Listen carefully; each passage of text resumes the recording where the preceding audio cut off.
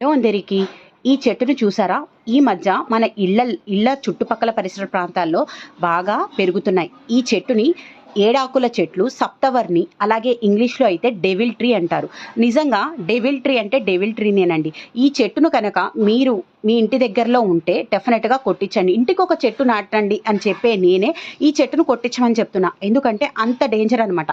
ఈ చెట్టు నుంచి వచ్చే గాలి విషవాయువు. ఈ గాలిని కనుక మనం పీలిస్తే శ్వాసకోశ వ్యాధులు, అలాగే ఎలర్జీస్, అలాగే చాలా ప్రమాదకరమైన వాయువు ఈ చెట్టు నుంచి వస్తుందన్నమాట. సో ఈ చెట్టు పువ్వులు చాలా డేంజర్ అండి. ఈ చెట్టు దగ్గరికి వెళ్తే ఒక మంచి వాసన లాగా వస్తుంది.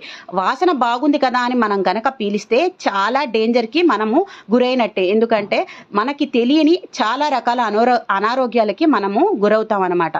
సో మీ అందరికీ కూడా తెలుస్తుందని ఈ వీడియో క్యాప్చర్ చేశాను.